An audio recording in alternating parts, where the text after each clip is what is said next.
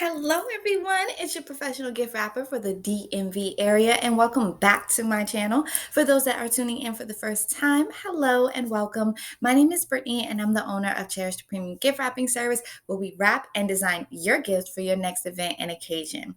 So, to start off this video, I wanted to show something a little bit different that kind of relates to what I'm doing and for gift wrapping and how to design. So I came across this old coloring book that I actually have, right? And I wanted to basically state like probably the way that I used to gift wrap, the same way that I used to color. And it's really crazy. So don't judge. But here is basically how, in the beginning, of how I used to color. And if you can just see the different colors, I mean, it's really great because it's bright, right? But the colors of the crayons was just very, very off. And that's one thing that you also need to make sure of what style of gift wrapping paper you use, whether it's thick, thin, shiny, if it rips, that sort of thing. And we can be able to talk a little bit more about one-on-one type of gift wrapping paper, etc. But this right here, I mean, it's very colorful. It's so cute, but this lets me know that I was very, very young.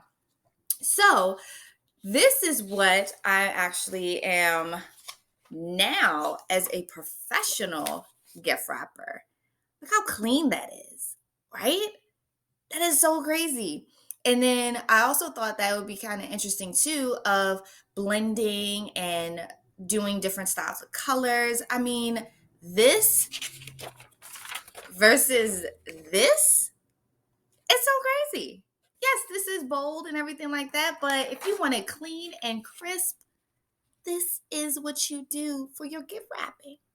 And that's why we're here to do this for you. Okay? So, um I will be doing this a little bit more because this is also very therapeutic for me because I can be able to, of course, do different things with colors and see how it probably will look for gift wrapping as well. Just in case if someone wants me to do something freestyle, I can be able to do that and they'll be like, wow, this is really interesting. It was all because me coloring in a coloring book. How about that? But today, I'm basically going to talk to you about how to network because I'm sure that you saw in my previous video of how I was able to network with, I think it was link networking, excuse me, at the social. And that was a restaurant, which was really, really nice. But sometimes a lot of people don't have the step by step of like, what to do, how to do it when you're actually talking with people, including if you want to go to B2B. And that basically means business to business. So, yeah, let's get the wrap and talk about it.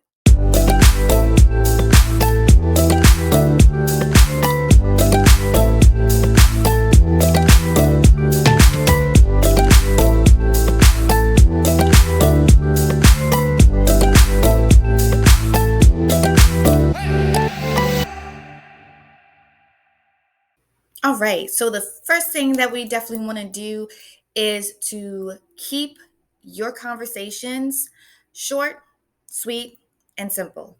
You want to be able to provide as much detail as possible to whomever you're talking with, but you have to be able to summarize what your business is, what product you provide, and what service you can be able to do for them. So you want to keep in mind who your target audience is.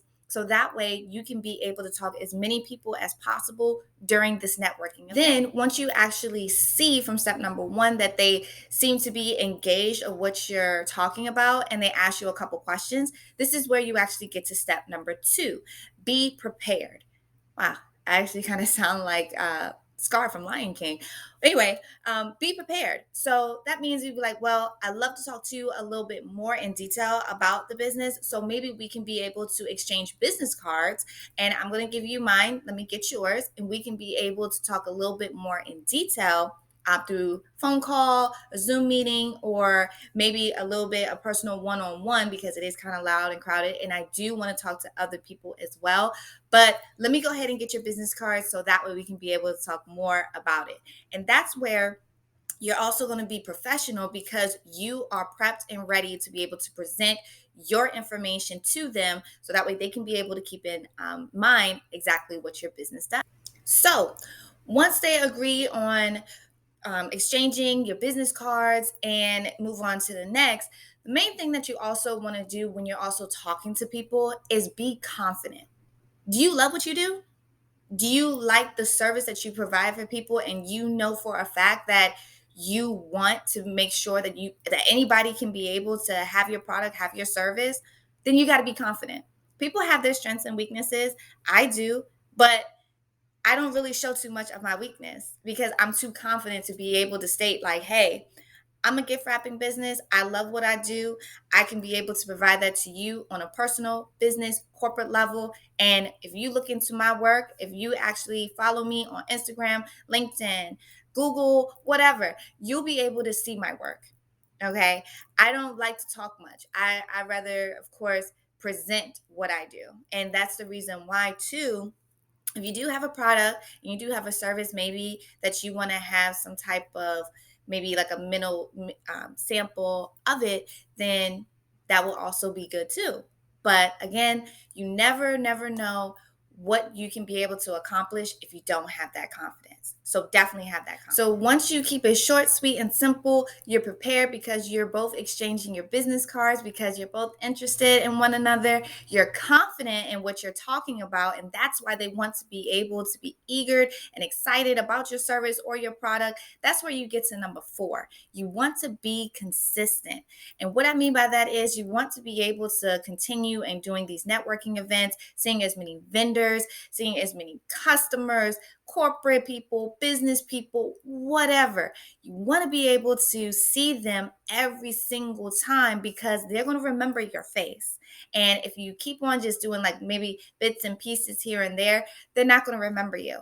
But when you actually continue to see and go to these type of events, that's when you're basically going to be like, oh, hey, I meaning to wanted to get in touch with you, but I have a client, I have a customer who's eager about your business. And do you have your business card again? I definitely want to give that to them because since I only had one.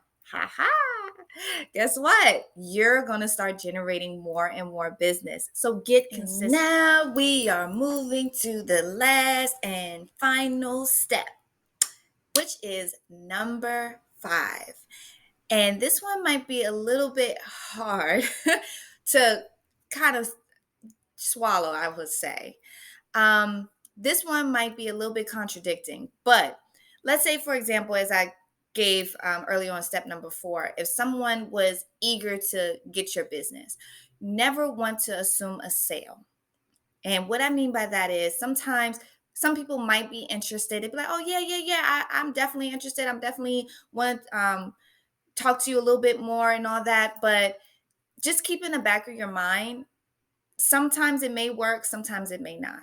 So you never want to assume the sale. If anything, the best thing that I would also give an advice to is, just in case if you haven't heard from them in quite some time, just do a follow up email, follow up text, follow up phone call, depending on what they prefer. So that way you can still be able to get ahead. You may not be able to maybe see them face to face all the time, but if you actually send an email where they actually have your information from an email, signature, phone number, that would also bring them back, and it would actually be in front of them that, oh, I've been meaning to get in touch with you. Thank you so much for the follow up. That's always a business standpoint, following up with customers or maybe potential clients, so that way you can be able to make sure if you really want that business and people was thinking about it, but you need to give them that little push, you definitely want to do that. But what I always state is never really assume a sale, in case if you know for a fact, if you haven't booked an appointment with them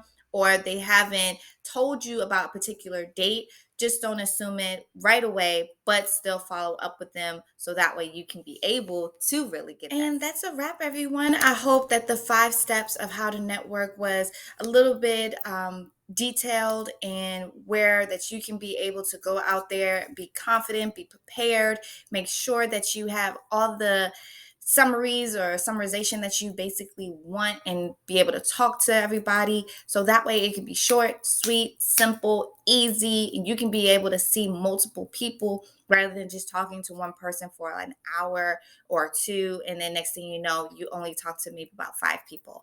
So thank you so much for watching. If you love this video, make sure to like and subscribe. Definitely give it a thumbs up and make your gift special to cherish the moment. Bye.